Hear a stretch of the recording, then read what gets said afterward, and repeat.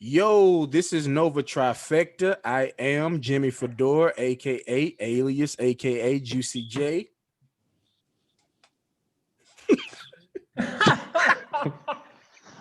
Crickets. Oh yeah, what up? What up? This is Sean, aka Mac Negro. What's the name? What's going on? What's up? This is Big Boy Troy.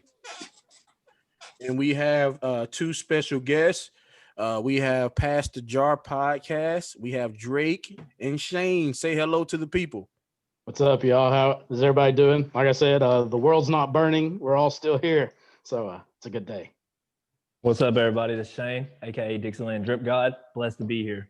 Hey. That's a dope name. That's such a dope. We just can't slide past that. 10 out of 10 thought of that on the way here, I guarantee. No, I can't take credit for that. I owe that one to my boy, Jose Gonzalez, if you're watching. You got to trademark that. Yeah, that's off the chain. Before we get into our topics for the people. Shane's going to leave our podcast.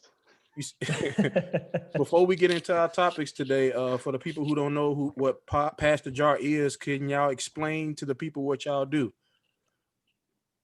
Yeah, man. It all started when I really got bored and was like, how can I improve where I live? And started interviewing entrepreneurs and content creators. Juicy's been on an episode. Dope episode too. Appreciate it. Yeah, it was just talking to people that grew up in the same place but is different than I am, because we all are different in our own right. And it's just giving small town people a voice, and it's done far more than I ever expected, hence why it's still going. And Shane just jumped on as co-host about a month ago. So he's been my go-to guy ever since we started this whole thing. Yeah, Drake extended that olive branch to me to bring me on and have me co-host with him. And I was jacked up. I was so excited. I've been listening to every single episode. You know, he would text me, hey, I got this idea.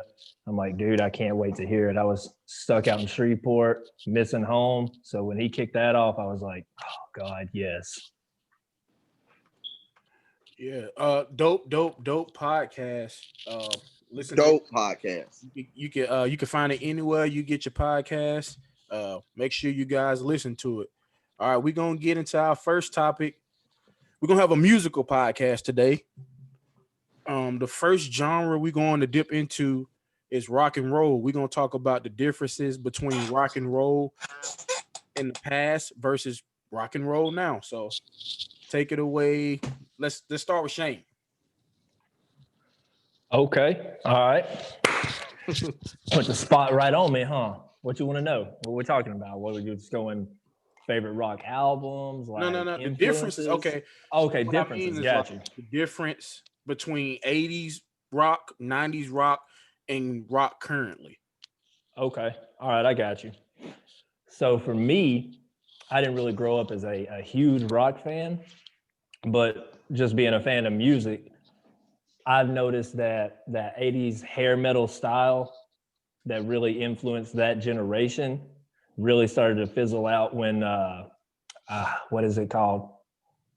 Grunge. I don't know what. Yeah, grunge. There you go. Nirvana and stuff like that. When they came in the 90s, they kind of changed the aspect of what rock music was. And then after maybe 2005, I don't even know if you could actually classify anybody as like legit rock now. Yeah. As far as just a plain genre. I mean, you have with every type of music, you have different subgenres of rock. But like I said, I never grew up on like any heavy rock. So for me, my taste goes back to like ZZ Top or Led Zeppelin, AC/DC, Nirvana, The Who, stuff like that, like classic rock. Grunge band, baby. Yeah. I got you. What about you? Kendall? Shane nailed it. Like, there's some like just absolute classic albums that came from the 80s and that hair band, you know, AC/DC, Back in Black, you know, that was just a phenomenal. But you just saw like it went from hair band kind of, you've seen it evolved. The 90s just turned, Kurt Cobain and Nirvana just started that grunge movement, and just like produced some really good stuff. In the 90s, it was nothing but grunge and everything. And then 2000s, like I'm not a huge rock fan, so I couldn't tell you who would be current. You know, I mean, I know like towards the end of my high school, like you had people that were all about, you know, Slipknot and Well, looks like Kendall having. I like the grunge and I like the hair bands and I like a little bit of that Southern rock where you got, you know, where Sweet Home Alabama and, you know, people like that, you know, that kind of stuff came in. You know, you had the Eagles do some stuff like that, and so, you know, but that's me. I thought rock was at its strongest in the 80s and 90s. Yeah. I think that was when it was like the most clear cut, like you could clearly define it. It's almost like, and I know we'll get into this later. It's almost like country is today. Like I turn it on. It's like, is Taylor Swift? Is that country? Or is that pop? You know, is that you know, Florida Georgia Line, that Luke Bryan, is that pop or is that country? There's no pop now. define. She was country for a minute and then she just moved on. She's a pop. Well, there's a lot of them like. I mean, the point country. I was making, there's a lot of them like that though. Yeah. What about you, Drake? Oh man, my dad was a huge hair band guy. So if we weren't listening to country in his truck, we were listening to all the guys like Queen, Boston, all those old rock bands. And I guess my taste evolved with rock because through the 90s, I listened to the same thing that they were talking about, like Creed in late 90s and Nirvana and Bush, all those guys. And then like my taste evolved because I listened to Slipknot once, and it's like a drug. Once you listen to it, you get hooked on it. So that's when I started evolving more towards the metal. And now it's like I listen to real heavy metal where like, are they possessed or something? And I'm like, nah, it's just it evokes that raw emotion. So yeah, it's evolved.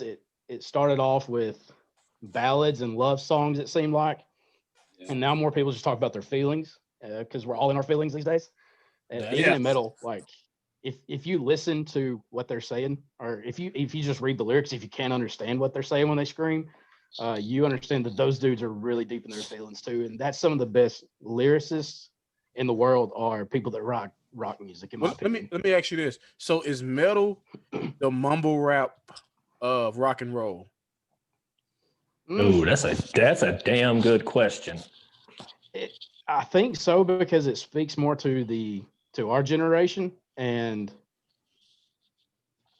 it doesn't resonate with everybody. Everybody's like metal's trash, but if you listen, like some of the best guitarists in the world, man, they play metal because their fingers are moving so fast. And Seth Cummings will probably agree with me. Many genres of metal too, because metal branched off from rock and then just spread into all these other subgenres too. I got you. So yeah, I would agree. It's the mumble rap of our generation because there's so much controversy behind who likes it, who should like it, and who doesn't like it. That's interesting. What about you, Shy D? Me personally, with me, I always been more of a sound guy when it comes to rock. I couldn't name a lot of the albums. I couldn't name a lot of the artists, but I can name the sounds. And I can differentiate between the 80s sound, the 90s sound, the 2000s, the 2010s. I'll go from Queen to Kiss to Nirvana to Papa Roach to Smash Mouth. And then my all-time favorite, rock and roll band would be Fall Out Boy. They got some of my favorite albums of all time. I'd go to Paramore. So it's like I'm all over the place when it comes to rock music because I'm more about the sound than I am about actual albums and things like that. I just love the different sounds that it brought. I think, like y'all, to piggyback on what y'all said, it was more definitive in the 80s and in the 90s. And even in the early 2000s, rock was still definitive.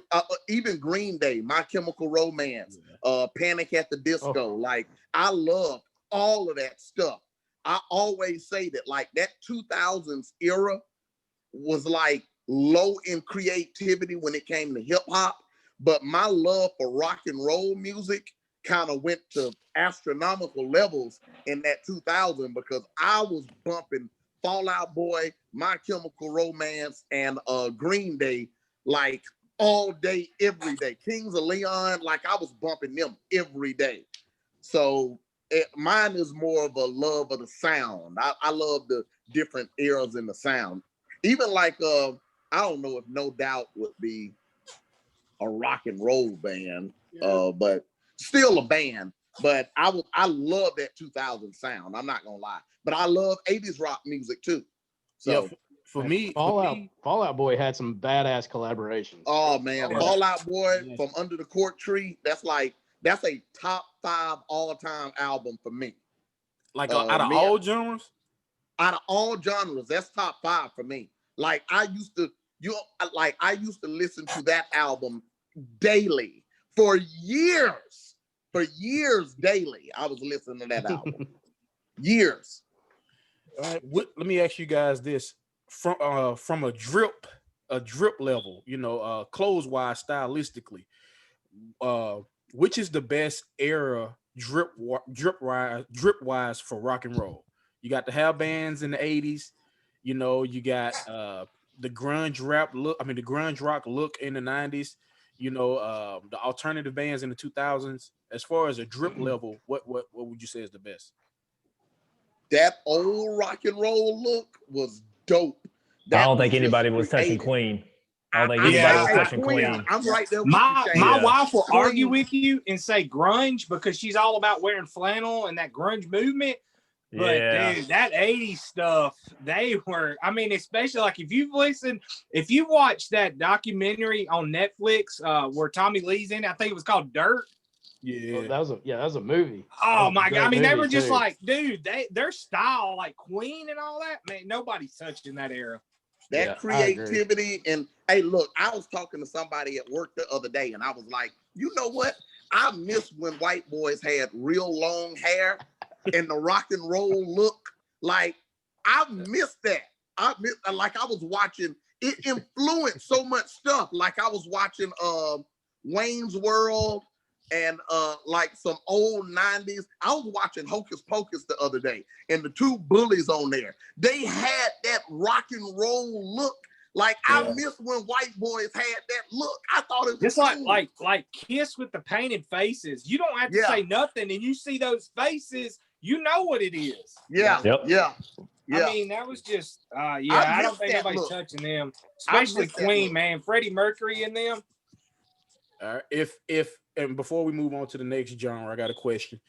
If aliens came and landed on Earth, if you had one rock and roll album throughout the years to give aliens to listen to, what would that album be? Ooh. I'm gonna give them AC/DC Back in Black. Okay.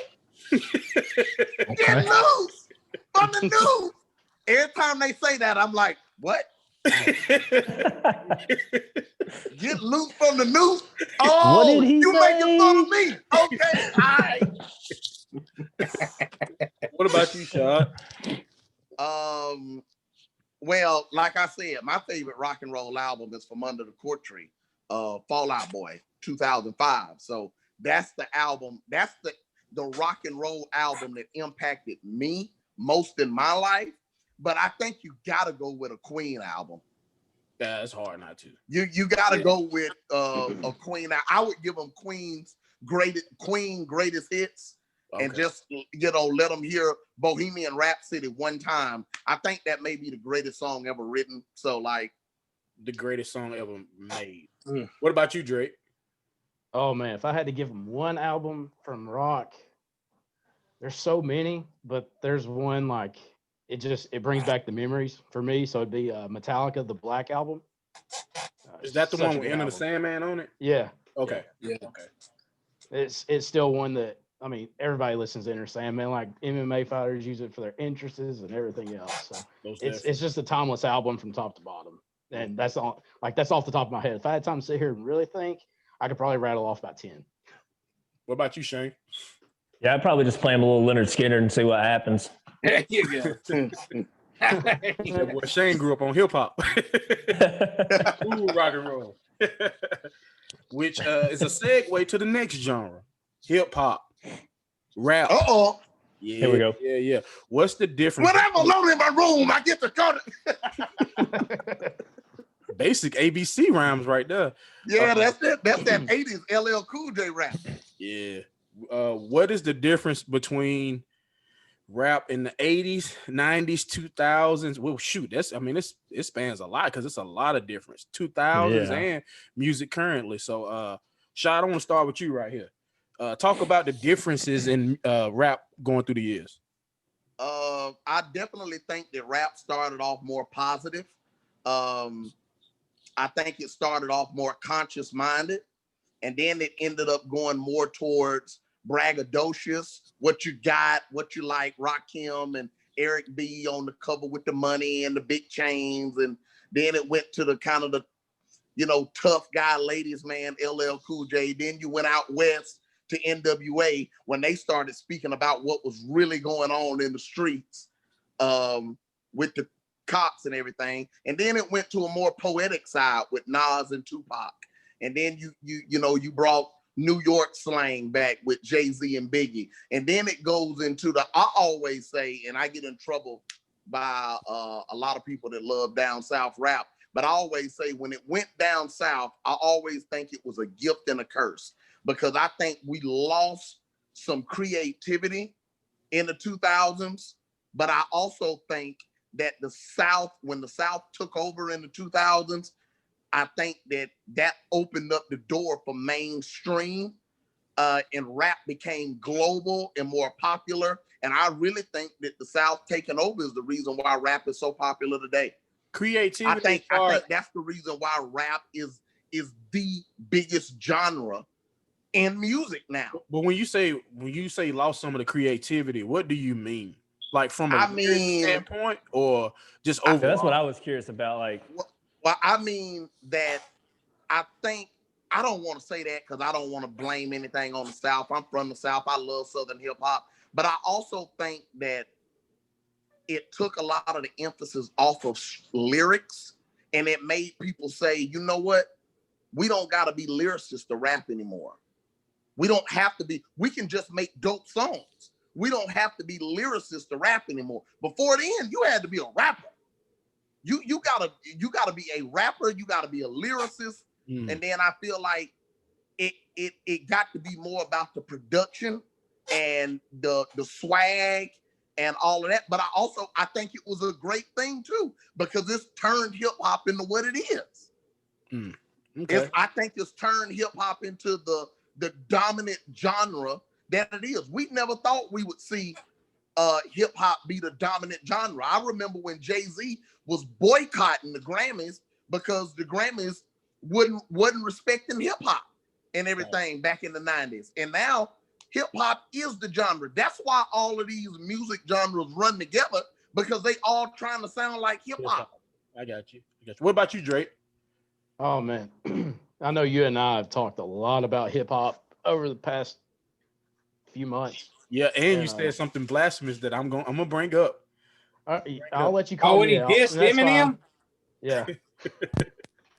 But anyway, like I'm with Shaw back like in the 80s and early 90s, it was more about the lyrics, and you saw it transform more into like social justice issues that are happening in Black communities and inner cities and stuff.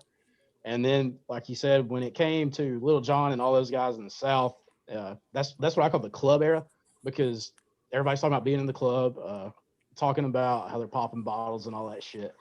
And which that's what we started listening to in high school and middle school or whatever. Like we evolved with the times, and it's almost like they're evolving with which all music evolves with whatever's relevant in our time. And back then it was more about the lyrics. And I feel like today you are seeing some people, some artists kind of get back to that, where it's more about the lyrics than what song's going to get me famous on TikTok and make girls shake their ass on the app. But it's more marketable now. And I feel like the commercialization of hip hop kind of put it in a bad spot for a while. And now I do feel like it's the most popular genre, even though it's still, you got people putting out single after single after single. But that's what you're supposed to do. Is if you're in the music industry, you got to stay relevant, and that's how you have to stay relevant, because everything moves so fast today. But man, my favorite era of hip hop is early 2000s, like before the club era. Really? My favorite era Go ahead and call me out, gotta be the Susie. 90s. That's interesting. What about you, Shane? I want Shad to elaborate a little bit more on what he meant when he said after the South took over and lyricism lost its way. Because I believe Andre 3000 would have something to say about this. Well, don't get me wrong, because it's a lot of lyricists in the South. You got Andre 3000, we got T.I., we got Lil Wayne, we got Rick Ross, we got Jeezy. Got Juvenile. Well, Juvenile a dope rapper though. You know, Juvenile a dope rapper. We got Scarface. So we got some of the best rappers of all time in the South. But see, we also gotta remember that it was a lot of stuff going on in that 2000s era that it wasn't a lot of lyricism going on. Hip hop went through a very, very dry spell when it comes to creativity and lyricism. When you came with all of the dances and all of that, so you're talking like 05 to like relevant now. I'm talking about when the only rapper outside of the legends like Jay-Z and Eminem and them, the only rapper that was holding it up was Lil Wayne and T.I. and Ludacris, and they were holding it up but for the MCs, but it had turned into a dance party, which was dope songs. And I'm telling you, I gotta give props where it's due, because that's what made rap as popular as it is today. Because that made people that didn't understand lyrics say, okay, we can get with this. I can get behind this kind of music. We can get with this now. It ain't got to be super thought-provoking. You ain't gotta be a gangster now. You ain't got to be a street poet. We can get with this. We like these dances. We can do all of that. So it's a gift and a curse. I think it hurt creativity-wise, but I also think it was extraordinary for the business aspect of hip-hop. So you know who got to give flowers to? Now. We got to give flowers to for that era. Everybody copies Soulja Boy. That's a fact. Yeah. They make fun of Soulja Boy. They make fun of Big Soulja, but Soulja was the blueprint to that whole era. I agree. Yeah. When he dropped Crank That, it caught so Crank That was like global, and like the industry seen that, and it was from that it was a whole lot of copycats. Absolutely, but that in itself is super duper creative. Yeah, all the record labels started saying, make a song that people can create this dance to that'll end up on commercials and make us and you more money. But do you understand what I'm saying when I say we lost some of the songwriting, lyricism that kind of made hip hop what it was? Yeah, no, I got you now. I see what you mean. Okay, so yeah, no, you kind of hit it right on the head then, because that mid 2000s, like we said, like 05 to like what 12, 13-ish time frame when trap really or right before trap started to take off. Yeah, like you said, you had the dance crazes and all that. Got to give credit where credit's due, like you said. I mean, that made rap mainstream. It took it around the world, and it brought people in that, like you said, probably never would have listened to rap before, introduced them to the genre, and then allowed them to branch out on their own and find different artists, older artists, newer artists, whatever it may be. Absolutely. So, okay, I can get behind your point now. Most definitely. What about you, Kendall? What's the differences? I mean, I guess mine to piggyback off of everybody that, I mean, what you said, like, I love the 90s. I've been watching this documentary on Netflix, The Evolution of Hip Hop, and it started out like kind of, they were talking about like it started out in the 70s even as just bebopping, just like they would go to a club or wherever they could meet, like in Brooklyn and stuff, and have dance battles and just do these dope beats.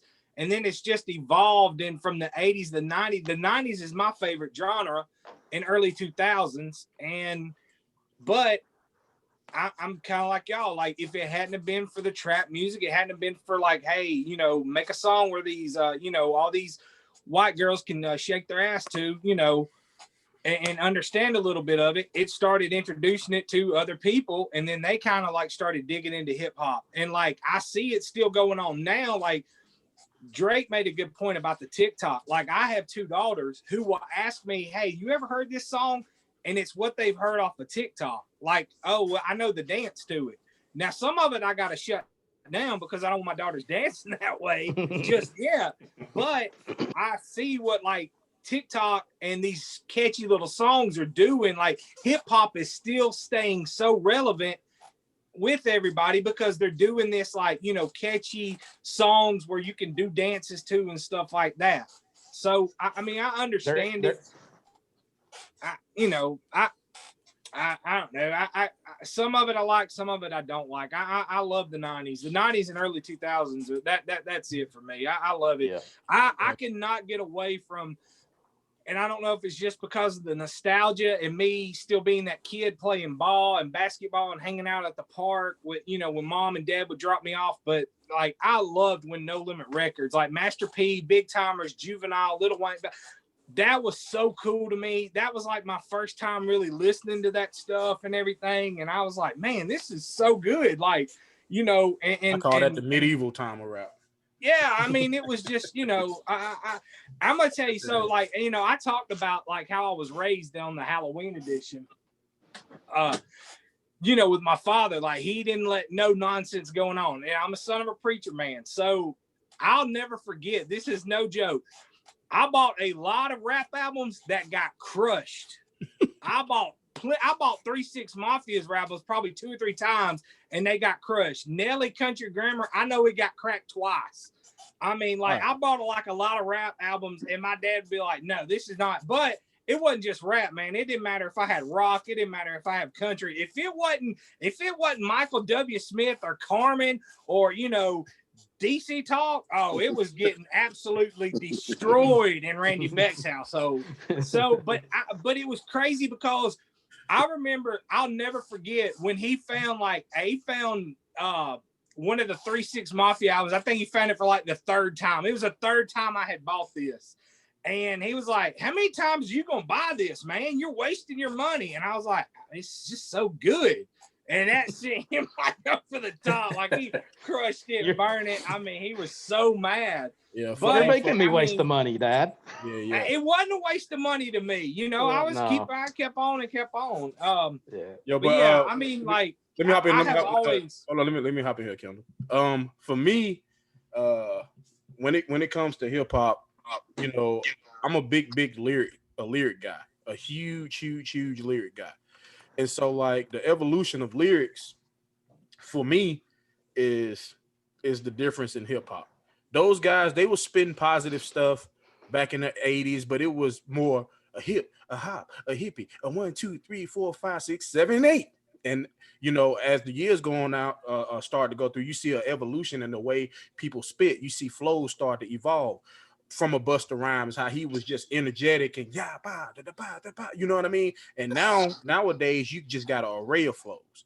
But I say all that to say, what era would you say had the best rappers? And it's very interesting. You're gonna have to think about it, because I know you want to say the old school in the 90s, but really sit there and think about which era really has the best lyricists.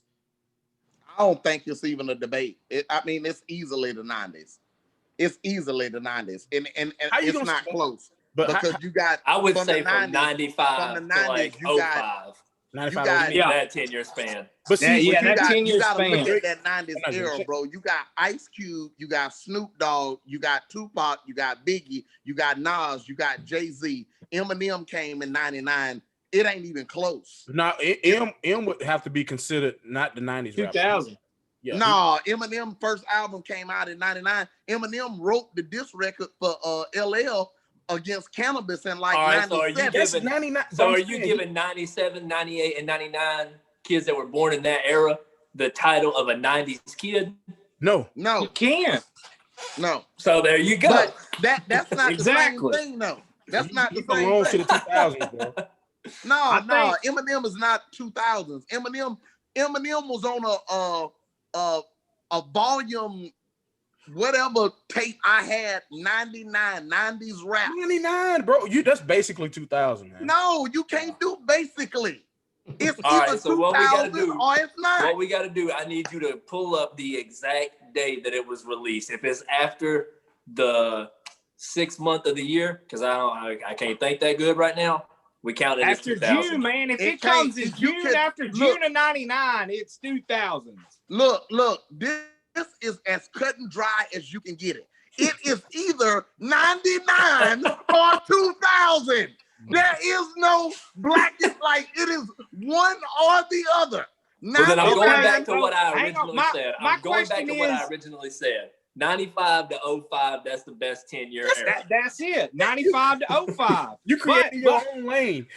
Yeah. Rashad, what if there was a baby born December 27th of That don't matter. 1999? None of that matters. That's not a 99 baby. None of that matters. That's The not a album 90s came kid. out literally in 99. When did he flourish?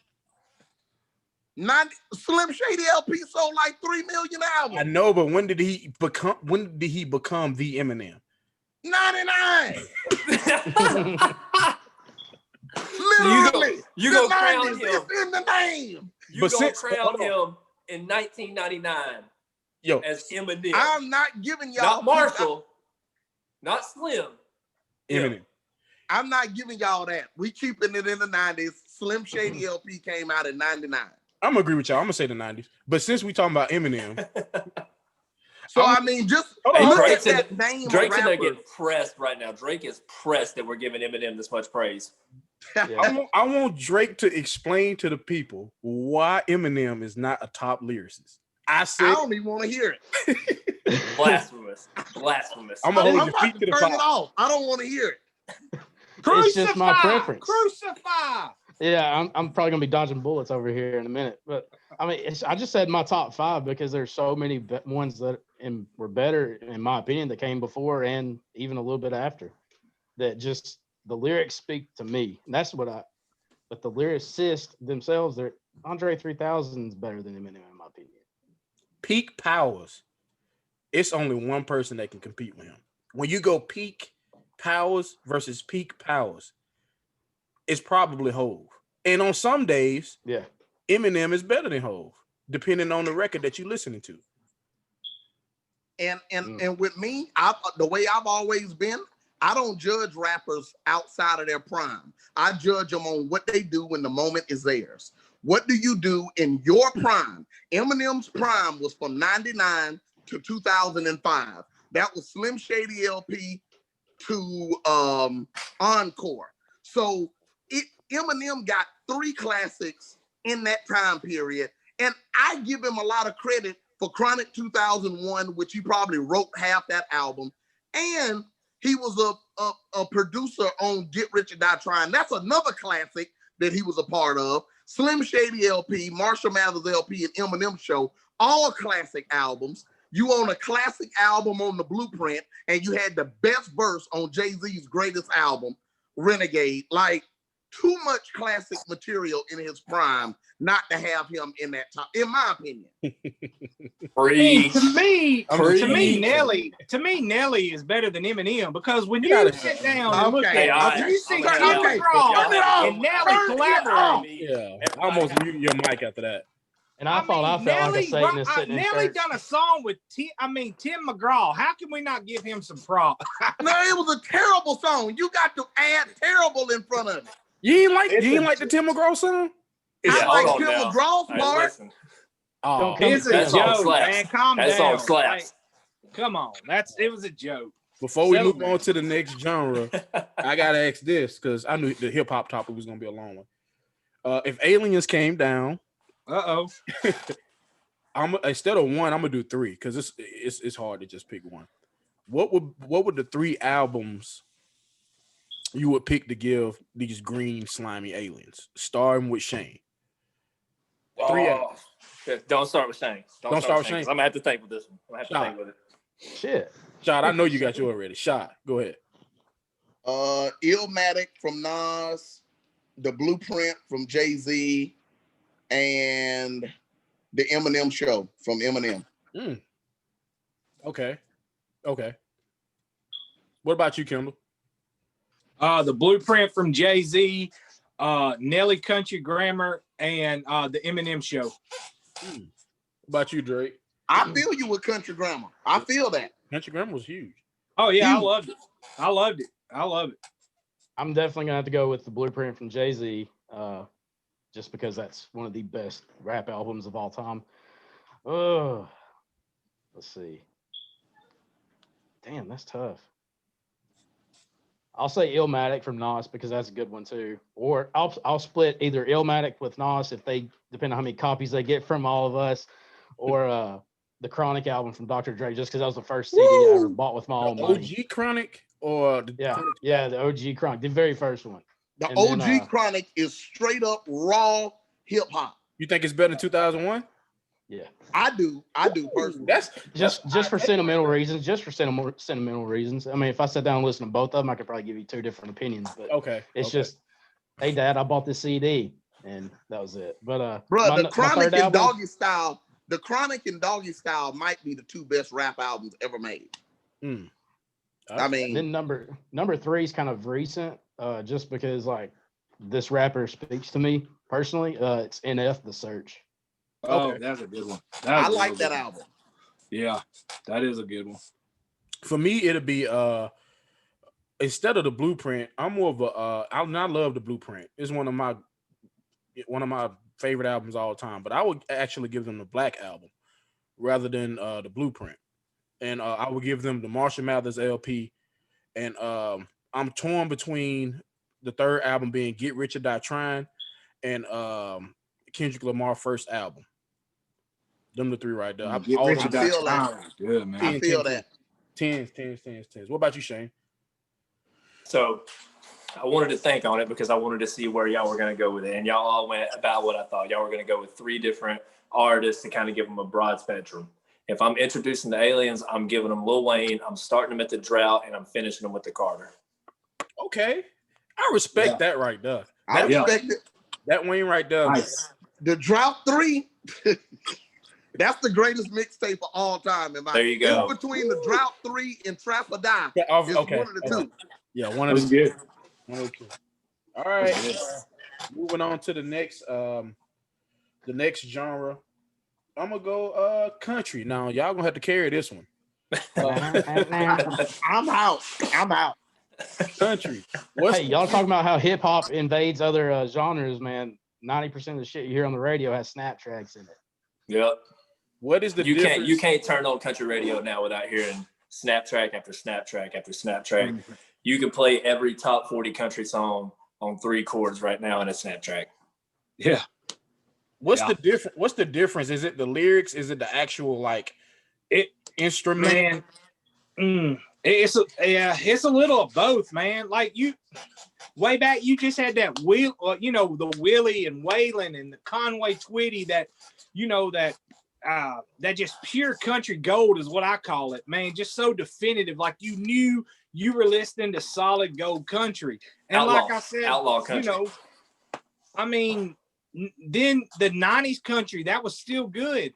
Somewhere in the 2000s, they were like, I think country's not cool no more, so let's start either rapping or acting like pop artists. At what point in the just stuck 2000s? with it? Huh? We talking like mid 2000s or like late? Yeah. It was like 2009, 2000. Yeah, 2000. Yeah. Well, it was late 2008. 2000 because when Taylor Swift first came out, 2008. she was country and she resurrected country for a minute. And then she got too big for country and she turned into a pop star. Mm-hmm. So then that happened, but now you have got some people that are trying to bring it back. Like if you listen to Luke Combs, Chris Stapleton, they've got this kind of like an old school feel to them. Chris Stapleton is dope. Yeah. I just think that you cannot really. There are so many good artists, and I think this goes for all genres. I know, especially in hip hop and in country, don't turn on the radio to listen to good country music anymore. And sometimes I want to say, don't turn on the radio to listen to good rap anymore. There is so much stuff that big corporations are not going to push, are not going to show you, like Muscadine Bloodline and just, just different people like that. Different artists that we know that rap and stuff like that are 10 times better than what's going on the radio. There are guys that live here in Walker County.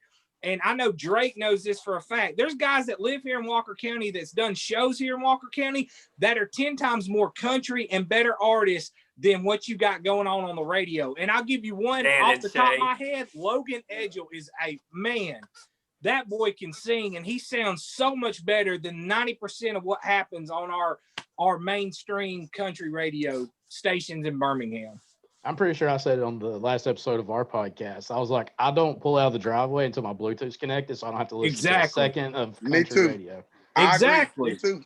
Radio horrible. Me too. Exactly, man. Go ahead, Kendall. I'll go on a rant. You might as well cut me off. It's just a big rant with me. The way that corporation, like these mainstream people, want to it's almost like. It's just so disheartening. Just like, to me, big shout out, Juicy, his stuff and Rashad's stuff that they done, is 10 times better than anything you're going to hear when you turn on 95.7 or 104.1 or anything else. That stuff's 10 times better than any of that garbage that are coming on our radio stations. And I've listened to guys in Birmingham. I've listened to guys in Jasper. I've listened to guys up in Huntsville that are 10 times better than anything that comes out of the country music radio. Who are some of the country goats? Like, I hear names. I don't know a whole lot about country. So, like, who are the top 5, like, God country, I guess, musical artists that everybody, if it's Mount Rushmore, the Mount Rushmore country singers? Oh, shit. It's a quarter after 1. I'm a little drunk and I need you now. That's all I know. All right, so Shad's on there, no doubt. Yeah, I can give you mine real quick. Go ahead, Drake. I'll give you one from each era of country, and then I'll explain why. Like Kendall said, back when our grandparents were spinning vinyl, it was sad. I love you country, the country that people make jokes about, which is actually still really good music. And then it progressed into the 90s, which I would equate that with what we talked about, the hip hop club scene. It's just like partying and living a good life, man. Honky tonk. It was honky tonk music. Yeah. Hey, baby, they were getting down on that Chattahoochee. And then in 2000s, you got the bro country kind of starting to flow in with the tractors and trucks. And then now it's the stuff I listen to, and I know Shane and Kendall probably listen to it too. It's like they're kind of taking it back to the old days. So I'll give you one from each era. Back in the day, I'll give you Hank Williams. Hank Williams. Senior or junior? Senior. Okay. Hey, we got to clarify for the people. Come on now. All right. I knew who you were talking about, but damn. Coming me sideways. From the 90s era party country, I'll put Alan Jackson on there. And then from bro country, I'll have to put Jason Aldean just because he's lasted longer and he's evolved with the times. And then for this current generation that's bringing real country back, in my opinion, it's Cody Jinks. Okay. Cody Jinks. I like it. About you? Who the man. So Hank Williams Sr., of course, like Drake said. That was kind of tough. I almost want to say Conway Twitty, but I'm going to take Hank Sr. The 90s to me, I'm going to lean more Tim McGraw than Alan Jackson. And then, Drake hit the nail on the head. Jason Aldean with that bro country, he kind of lasted and kind of evolved. And then I can't get away from Luke Combs right now. That would be my current. But now in 3 weeks, you might hit me up and I might say Tyler Childers, or it might be Cody Jinks, or it might be Chris Stapleton. There's some right there that are just kind of running a close race. But right now I'm on Luke Combs. I'm on that right now. What about you, Shane? If we're going to do it by generation like that. It's just the Mount Rushmore. It ain't necessarily got to be generation. That's tough. That's tough. It is. I'm gonna keep it. I'm gonna keep the rhythm here. All right, so y'all have hammered Hank Sr. and for obvious reasons, man's a goat. For me, Hank Sr., I didn't like the style. It didn't hit home for me. So I'm gonna go Waylon from that era. Okay. 90s. I'm gonna have to put like a split face on my Mount Rushmore because I'm going Brooks and Dunn. Oh, nice. Oh man, that actually, dang. God, It gets tough right here. Well, no. So Don't put Sam Hunt on your Mount Rushmore. oh, you can get the. I'm fuck shocked outta nobody here. mentioned Garth Brooks yet. That's what I was about to say. That's what I was George about to Strait. say. George Strait. George All my Strait. exes live in Texas like I'm George Strait. Hey, can we add like an extra head to Rushmore? Yeah, We I mean, just- you got All to. right, cool. Here we go. Yeah, because George Strait, that's the king. Like that's the king of country music. 90s, that honky tonk era, that's Brooks and Dunn. They carried it. Alan Jackson kind of, I guess, piggybacked into it, but Brooks and Dunn was the foundation. They kicked it off. 2000s, I go Luke Bryan over Jason Aldean. Luke Bryan to me is what started the bro country movement. Yeah. I mean, you from what 08 to probably 2012 couldn't find 2 songs on a Luke Bryan album that didn't mention his truck or a girl in the front Or drinking at the beach. Drinking at the beach, Yeah. drinking at the river, drinking wherever. Yeah.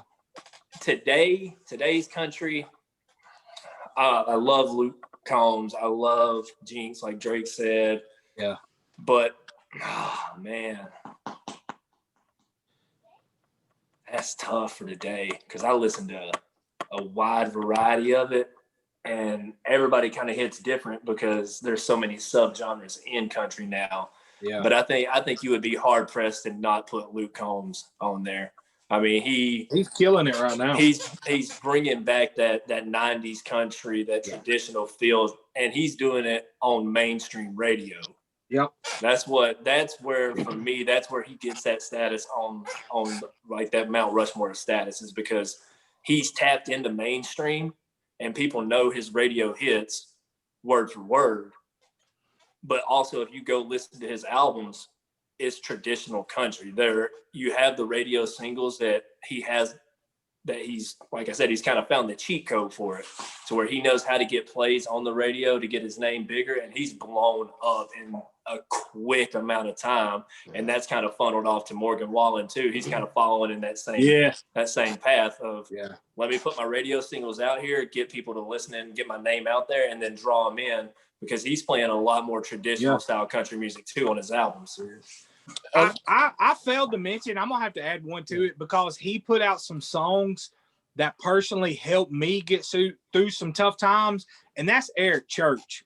If you ever listen to some of his stuff, like, he really got in his feelings, and he talked about some stuff that I was having a hard time with, and was going through some tough times. That whole album, Chief, is iconic. Yeah, there you go. That's you had a whole nother head too. I got a question, because I didn't hear. I'm just going from what I hear, the names that I hear. I didn't hear Tim McGraw, or I didn't hear Willie Nelson. Kendall mentioned Tim. Kendall mentioned Tim McGraw. I mentioned Tim McGraw. Okay, what about Willie Nelson? Where he rank among all this? Because okay, so I kind of perfectly, like, go ahead. I mean, Shane kind of said it perfectly. Like, I thought Waylon was better than Willie, and I thought Hank Sr. was a little bit better than Waylon. I mean, they were kind of neck and neck, and then you had like Conway Twitty in there. You had Dolly Parton. I mean, you had George Jones, the Possum, and stuff like that. Yeah. I was not a huge Willie Nelson fan. Willie was cool. Now, don't get me wrong. Like, he smoked dope, was growing his hair out. He was cool with a lot of people. Okay. But as far as his music, I had those other guys over him. That's the same way for me. Like, when I think back to that old traditional style, I mean, you hit all the key names there, but when you start ranking them in order, and it's personal preference, anybody and everybody can be different on it, but it's the same thing, like you said. I'd put Senior above Willie, but I like Waylon's style more. So Yeah. Well, me and Shad the aliens in this case. 'Cause, we don't listen to a lot of country music. So I'm asking y'all if it was one album from each of y'all, actually give me two. If it was two albums that I can get from each of y'all to go listen to like get into country, go ahead and give me three. Go ahead and give me three. Give me three albums from each of y'all that we don't listen to country at all. So I'm gonna start with you, Kendall. Give us three albums to go listen to. You need to go listen to Chief Eric Church. You need to listen to George Strait's greatest hits. And then you need to listen to Chris Stapleton Traveler, which I know you already have. I've heard that. You listen to I those heard three that albums, you're going to be in good shape. Yeah. What about you, Drake? All right. Johnny Cash, live from Folsom Prison. Oh, and I hate you. Damn it, man. Uh, Now I got to rethink over here. let's see. Man, I tell you, Travis Tritt's greatest hits, because Travis is such a cool sound to him. He's one of my favorites. I just put Alan above him, but Travis Tritt's greatest hits get you crying or ready to go drink a beer. And then most recently, I'll say Cody Jinks, the Adobe Sessions. All right. What about you, Shane? All right. I'm gonna tailor it to y'all. So I'm gonna go with what I think would kind of introduce y'all to country and then maybe draw you off to other artists. So I would give you Brooks and Dunn's greatest hits. I would give you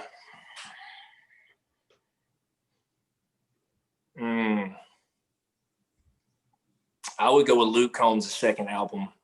What You See Ain't Always What You Get. Got to get the deluxe edition for these new songs. And then shameless plug, I would throw in my boys Muscadine Bloodline, who just dropped their first album, a month ago now? So Burning Muscadine at both ends. Bloodline is I a new thought band. that, Shane, was that not their second album? No, that's their first full-length album. They've dropped 5 Okay, they EPs, dropped I a bunch of believe. EPs, didn't they? Yeah. Like Porch Swing Angel and all that. Yeah. Okay, all right. This was their all right, first I got you. full-length album. Okay. They drop And it- EPs and singles as they please. Yeah. Yeah. What they're doing right now that we kind of touched on earlier with the whole like building your name and getting your name out there, interacting with fans. They're taking that to the next level. They're dropping new content, whether it's podcasts, videos, behind the scenes, or new music, literally weekly right now. Since their album dropped, you get either a new video, you get a podcast every Monday, you get behind the scenes on the music video that dropped the week before. I mean, they are just pumping out content after They were killing week YouTube. after week. They were killing like YouTube when they were dropping that Porch Swing Angel and all that, like I Can't Say No. I mean, they were killing YouTube then. I tell you a quick story about them. I took my youngest boy and his friend. I wanted to go listen to them. It was like on a Thursday night up in Huntsville. I was like, look, I'm going. The tickets are $15. I'm going. Who's going with me? Those are the only two. I was like, yeah, we'll ride it. That'll be cool. Took them up there.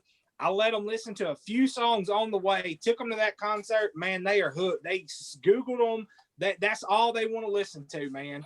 And that's great. They're I love it. I love it. They're from Mobile too, if anybody's unfamiliar. Yeah. So pumping a good light on the state. Them and Riley Green right now are the two biggest things that Alabama has going as far as somewhat mainstream country music. All right. For the last genre, I want to talk about the differences in pop. In the past versus now. Shad, won't you start this off with the pop talk? Pop went from Whitney Houston dominated in the 80s, and then it went to boy bands in the 90s. How could you not say MJ? Huh? Yeah. How could you not say MJ? Because MJ covers so much, you don't know what box to put him in. I don't know if it kind of like is a box. Elvis, maybe. Because he kind of like Elvis. Because those are two huge music icons, and we Elvis talked about stole rock all our and country. you know, we talked about rock and country and never mentioned Elvis. Like, Elvis you know, Elvis stole all our stuff. I ain't putting Elvis in nothing. oh, what? You didn't Yeah. think white people could move their hips like that? No. Okay. No, that is true. I'm just playing. I'm just playing. Now there's some like Obviously, videos Elvis had a out there. really big impact on music. I mean, it's undeniable. Personally, I like pop music in the late 90s when NSYNC came along because I remember Baby, all bye, those, bye, bye. I remember all those NSYNC late 90s Disney Channel concerts because I used to be in my socks dancing and singing along with them in my room. So I remember all of those. I remember that NSYNC done their first concert on the Disney Channel. Bro, I remember that. how the hell you remember that? I don't know because I was an avid fan of the Disney Channel. Because he was And a Mouseketeer. Yeah. So I remember when Justin Timberlake and them was making their rounds and coming out first. So the late 90s and the 2000s with Gwen Stefani and Fergie and all of them, I was all over that 2000s pop thing. I was listening to No Doubt, Gwen Stefani and Fergie religiously in the 2000s. I think I'd probably go with late 90s and 2000s for my favorite, but now, like y'all was saying earlier, all of the genres kind of sound the same now. So it all kind of resembles pop music now and a mixture between pop and hip hop, but that's where I'm at on pop music. I agree. What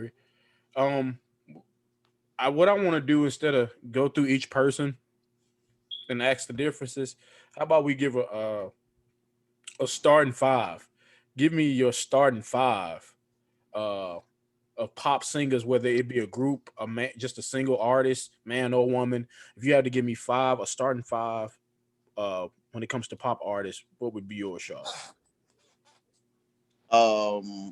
Well, Michael Jackson, number one. Mm-hmm. He at the point. He number one. He dribbling. He at the number one. Right. Justin Timberlake, number two. Okay. Yep. See, now here we go. Here we go with the debate now, because we don't know what's classifying as pop and what's not. Is Beyonce pop now, or is she That's a still good R&B? question. That is a good question. Is Chris Brown pop now, or is he still R&B? He got pop records. Yeah. I think Chris Brown is. I think it goes opposite ways here. So I think Chris Brown went from R&B. No, wait. Let me rephrase that. No, I'm right. Yeah, Chris Brown went from more R&B type to pop, where Beyonce done the opposite. She went from pop to R&B, you would say? Yeah. But see, Beyonce, all her early stuff is R&B. That Destiny's Child stuff, that's all R&B stuff. No, I'm not counting Destiny's Child. I'm leaving them as a group themselves. Okay. So even like with Eminem, could we put Eminem in a pop category? At what point? Well, once rappers get so big, they're pop stars. They're popular stars, but I wouldn't call them pop stars. I wouldn't call it. That's it right there. That's it. Yeah. They popular, but I wouldn't call it pop music. Okay. All right. So are we going with Beyonce with pop and Chris Brown with pop? I give you Beyonce, but I'm taking Chris away from you. Chris got a lot of pop. When the last time? Chris hold on, reverse. Hold on. Yeah, reverse. Right. Yeah, I was about to say, you right. I can't. It's your five. You right. I can't dispute that. Okay, so I'm gonna go Michael Jackson, Justin Timberlake, Beyonce, Chris Brown, Britney Spears. You got some blasphemous shit going on over there. But continue. But what's blasphemous? Because Beyonce is a pop star. Bro, Chris Brown is a pop star. You ain't got Whitney up there? They're black, but they're pop stars. You don't have Whitney Houston up there. But I'm confused though. I'm when it comes to pop music, I'm confused. Whitney Houston got a lot of R&B songs. She was a pop star too. Okay, well, Whitney didn't influence me the way Beyonce, impact me the way Beyonce has. I get it. That's your starting five, though, man. You roll with it. I don't like that. Go ahead, Ken. Did Whitney Houston impact your life more than Beyonce I'm has? gonna give you. You're right. But I'm just saying. Has she? You're right. Go ahead. Because she ain't our era, I got some. even though she a legend. Yeah. I mean, I'm gonna take. Okay, I got. Of course, the first three is very easy. You got Michael Jackson, Justin Timberlake, Whitney Houston. Those are very easy free throws right there. I think New Kids on the Block was pop. Yeah. What do y'all think? Yeah. Okay, yeah. so I'm gonna take them. That's number 4, and then my fifth one has to be Britney Spears because she changed my life with that "Hit Me, Baby, One More Time" music video. She changed everybody's life. She sent most of us into I puberty. mean, that's all there is to it. She did. I used to watch her videos on. It was either her or it was that video and Christina Aguilera as Genie in the Bottle. That like emotions were running wild through my body, and I was like, That was when you knew. That was when you knew. What is this like? You know, like Mom would call me from dinner, and like my voice started changing and everything. Like I started getting acne on my face. I was like, what's going on? What? Hey, when Eminem was dissing you in a song, you were a big pop star back then. Yeah. When Eminem was dissing you in a song, you were a big pop star back then. Well, Fred Durst wasn't a pop star, and he dissed him. Yeah. What about you, Shane? Yeah, so I mean, like Kendall said, you got an easy 3 starting out with Whitney, JT, and Michael Jackson. Rounding it out, it's tough. Let's see. What would y'all categorize Fred Durst as? That's rock. That's like I felt like he was rock, but at the same time, like at that era, if you listen to TLC or watch VH1, all those top 10s, it had like pop rap. You know, yeah. like So that's got to be where my confusion comes from. Then It's a tricky genre. It is. It's a like tricky genre. Yeah. All right. Fred So Durst was pop in the early 2000s. Yeah, that's what. But it's pop. I mean, I can see that. I think you could throw him in there. Yeah. Keep rolling. That's a pop song. What? Exactly. Like I don't. That's not rock to me. Yeah, that sounds like alternative rock to me. Which kind of could kind of fall into one of those pop genres. Yeah. Yeah. Yeah. It could. Yeah. And I mean, I don't have no problem if you put Limp Bizkit in that. I have no problem with that. To me, I mean, you know. And then I got to get a 5. Huh? Let's see here. I need somebody big, down low, just doing dirty work. That summarizes Chris Brown, if I'm being honest. Okay. Yeah. Okay. Yeah. What about you, Drake? I got a question. Hold on, because it's a blurred line. Is Justin Timberlake pop or is he R&B? Because like them Pop. Pop 1,000,000,000%. Like pop. Yeah. And Future Sex Love Sounds, y'all would consider it to be pop. He's been influenced. He's been influenced by an R&B sound, and but the blues. he is a pop star. Memphis, there you go, right there. Memphis. Yeah. Okay, I got you. Are we gonna do like top pop albums, or are we just going with the starting 5? Just the starting 5. All right, because I want to go ahead and throw it out there because I knew we were going to touch on the subject of pop. Tell me what y'all think. I think Justin Timberlake had the greatest pop album in the 2020 experience. Yeah. See, I can go. He had the 2 best: Future Sex Love Sound and 2020 Experience. Okay. I think Future Sex Love Sounds is an R&B album. It's a top 3 R&B album for me. Like, it's got an R&B aura influence, but it's a pop album though. I think it goes back to that. That's that Memphis kind of soul. That I don't know. Besides stuff. Sexy Back is a pop. Sexy Back record. is a pop song. I give you that. But when you get to like, I don't know, Summer Love, that's kind of poppy too. What goes around is a pop record. Juicy's like, oh shit. Mood Right. those are motherfucking like R&B songs. But yeah, go ahead, Drake. I want to kind of differentiate mine a little bit. Did you say we could add groups in here? Yeah. Okay, obviously Backstreet Boys. Yeah. Goats Get of the the boy fuck out of bands. it. Yeah, fuck you Nope, too. that's wrong. Anyway. Boy, NSYNC was washing the Backstreet Well, y'all Boys. said Washing 'em. okay. Watch them. Anyway, Watch them. we got Backstreet Boys. Michael Jackson, he's the king of pop for sure. Just to be different, I'm gonna say handsome because Bop took over the world.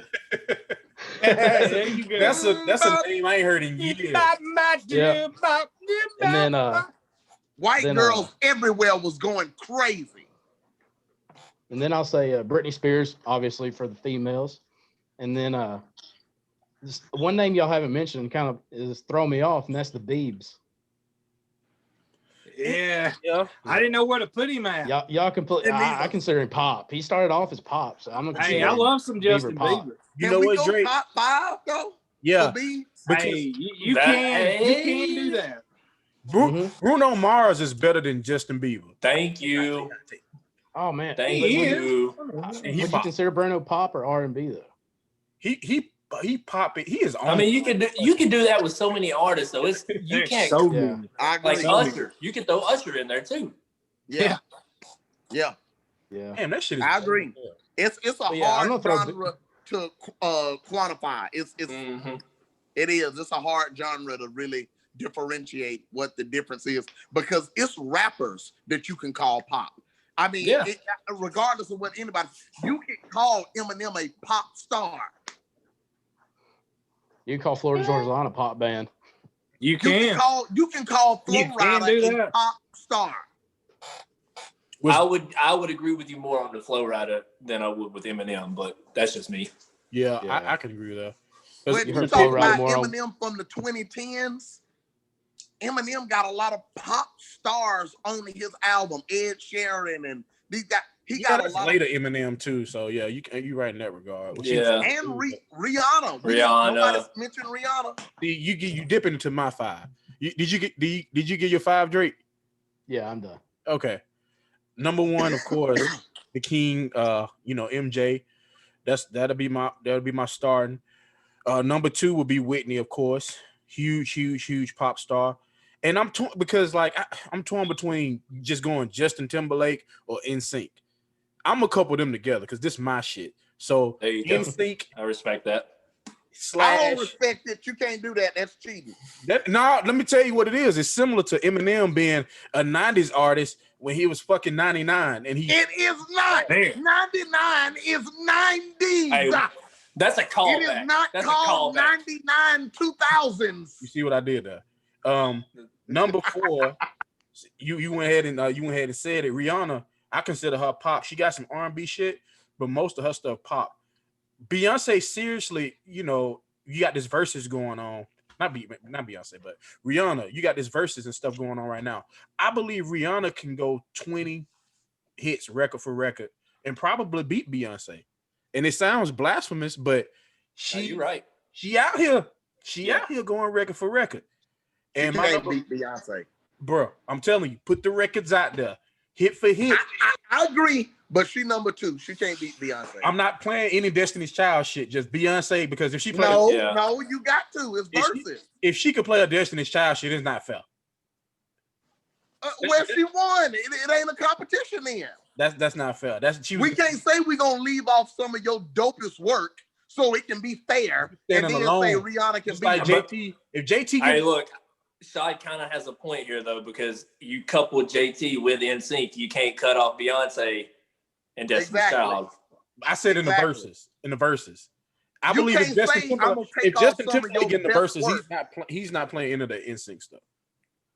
Well, that's because JT's just got it like that. This is Yeah. fact. And my number 5 will actually be, and I'm surprised Shai didn't bring this person up, Lady Gaga. She would be my number 5. Like the hits that Lady Gaga got. Can't see my. I was infatuated with Lady Gaga. I was infatuated with her. So sometimes I don't think she get her just due, but that's just me. What do y'all See, think I'll about tell some you of the what, new, man, you know somebody else? pop stars? None of us brought up Madonna. Yeah, I thought about Madonna, but she ain't on my Yeah. This She's is out. true. She's on lists for other things besides music. I was about to say, when I think Madonna, I don't think just music. There's, you know, Exactly. she's kind of like Marilyn Monroe. I don't think movie star actress when I think Marilyn Monroe. Yeah. You know, What you saying, Shane? What do y'all think about the new age of pop? Like you talked about going hit for hit and stuff like that. What about Ariana? Yeah, Ariana. She got work to do. Yeah. She got some work to do. But I'm just saying, like with her catalog right now and the numbers that she's doing in the short amount of time she's been out, she got she's doing work. So that's what I'm saying. Do you think that? I mean, no, she couldn't hold her own with some of the greats that we've mentioned, but you do think she's on that path? Yeah, she out here carrying. Yeah. She's pop music right now. Like she. Hey, you don't overlook Taylor Swift now. Cause like Taylor Swift and Adele, which I guess you would have to classify Adele as pop to a certain degree, but that shit is soulful to me when I listen to it. But see, once any music gets too big, it's gonna be classified as pop. Okay, you got a point. Like The Weeknd, he pop. Yeah. And he's fucking humongous. Like it don't matter how soulful or how R&B or how hip hop you want the record to be. Once it gets too big, it's a pop song. Like, what do y'all consider like Maroon 5? Pop. Yeah. Pop. See, I mean, you know, like I don't know if I want to consider that. That's tough because songs about Jane. So songs about one of the greatest albums of all time. Yeah, most definitely. It's a pop album. You think it's a pop album? This love has taken it so I said goodbye. Yeah, that's pop. All right. Well, we are getting ready to close this out. I got one more question for you guys. And I'm going back to the alien thing. If I was an alien to come down, any genre, you can go any genre you want to go to. Give me the 3 best albums that I can listen to if I was an alien, any genre, to give to me to put in, I ain't gonna say a disc, on my iPod. That's an impossible question. It's not impossible. Just give me 3 albums. Also, I'm curious, like, are we trying to get you to leave or stay? Stay. Okay. All right. That's fair. It's a sexy alien, sexy green chick. I'm going Usher, Confessions.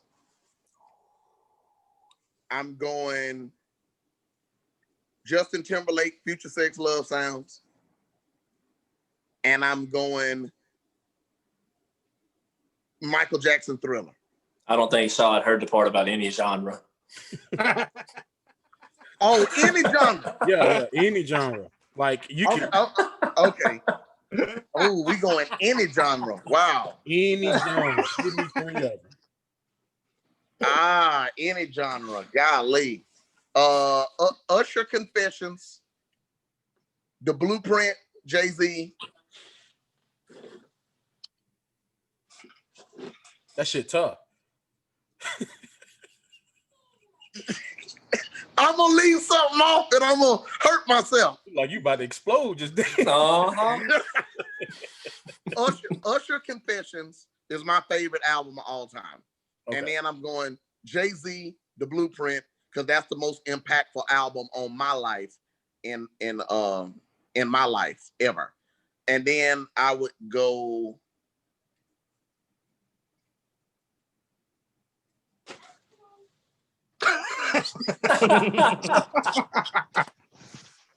Illmatic. Usher's Confessions was the first like CD that I actually bought from Walmart because I found a $20 bill outside of Mike's gas station in Sipsey, and I begged my mom to take me to Walmart to buy something, and for whatever reason, it was Usher's Confessions.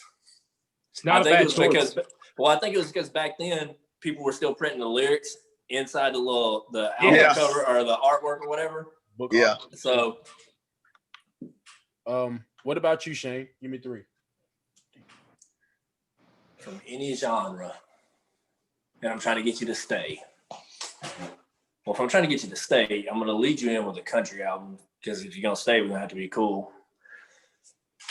And damn. I like my aliens. I like to imagine they would throw open a few cold ones and we'd these cool. sit around. Yeah. So I'd probably give you Brooks and Dunn. I'd give you the greatest hits. And then kind of see where you're at on there. If you're enjoying that, we'll go into probably the Marshall Mathers LP. And then, damn, I think man, I really. It's hard. It is. That's what she said.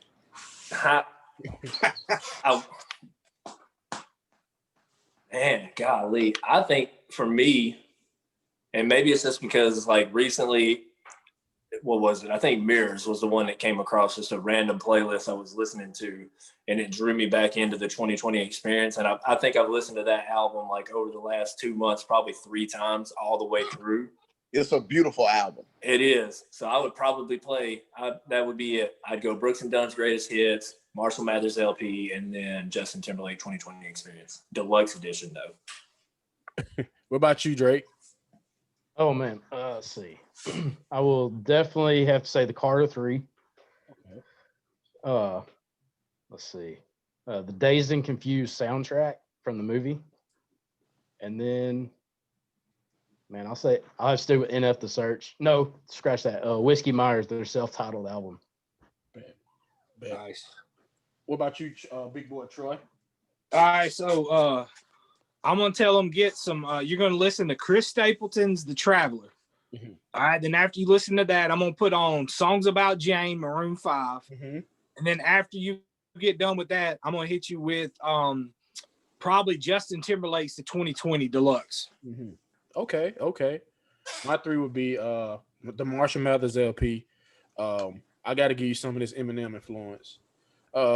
My second album would be Future Sex Love Sounds, which I think is a top 5 album in any genre. It's just perfect all the way through. I don't think you create that. And my third album will actually be Hozier, Wasteland Baby. Those 3 albums right there, perfect 10 out of 10 to 10 out of 10. All right. Before we get out of here, is there anything you guys want to say to the people about Pass the Jar, where they can find your pod, listen to, and all that good stuff, and get merch? You can find us on all podcast platforms, Spotify, Apple, Google, Podbean, Stitcher, whatever. You can find podcasts on. It's on there. Let's see. You can find our social medias, our Instagrams at Pass the Jar Pod. We're trying to get into the TikTok game. We're just never together enough to do it. And you can find us on Facebook at Pass the Jar. And I will our link to our merch store. I'll pin it back to the top of our page. So if you just go to our page, you'll find it. It's on Teespring. If you just go to Teespring and search Pass the Jar, it's right there too. Bet. All right, man. I want to thank y'all for coming on, man. This was fun. Appreciate y'all, man. Love y'all guys and love the show. Hold on, before they leave, I need to talk to them personally. Who is going to win the Masters, guys? Give me your predictions. Go ahead, Drake. Well, it can go one of 2 ways. If Bryson can overpower the golf course and be accurate, Bryson DeChambeau will win the Masters. If he can't, I'm going to go with Brooks Koepka finally getting his green jacket. Okay. I think I agree with you. As far as Bryson overpowering the course, I want to know if they're going to make any alterations for that, because they've had plenty of time now and everybody's kind of got an idea on where his game's at. So that's going to be the interesting part to me, is whether or not they make some key crucial design changes to kind of factor in his power, because there's a lot of holes at Augusta National where he could just absolutely overpower the course and leave himself with nothing more than a simple wedge into every single green. But I don't think he's taking golf seriously enough to get it to win at the Masters. He downplays golf like every time you see him in an interview. He downplays it so much. I don't think mentally he's there to put together four full rounds at Augusta. Yeah. Oh man. As much as it pains me to say it, like pulling for an Alabama guy just seems wrong, but there's a big part of me that wants to see JT take it. JT. So likely pick for me would be Bryson, and then just my hopeful pick would be JT. Gotcha. I want to say Brooks, but I'm kind of like you, Shane. I've said DJ. I've got a feeling about DJ. I don't know why. I've got a feeling about DJ, but you watch me be completely wrong. And I'm not a Bryson fan. I don't like him. Him or Patrick Reed, I'm not fans of. And so you watch it. One of those two guys will win. You just watch, like, because I don't want that, because my heart wants to say Tiger bad. My mind kind of wants to say Brooks Koepka. But for some strange reason, I keep on getting a strange feeling about Dustin Johnson for some reason. I wouldn't be mad at that. Yeah, I wouldn't be mad at DJ winning it. I would say I would question his putter at Augusta, but after that playoff win, what was that, 2 months ago when he hit that freaking 150 footer? Yeah. All right, fellas. We finna get on up out of here. Again, thank y'all for coming on. We got to do this again. This was fun. I got a lot of questions that I didn't get to ask, but we definitely gonna do this again. And to the Absolutely. people, most definitely to the people, peace, love, and light. Nova Trifecta, we out, baby.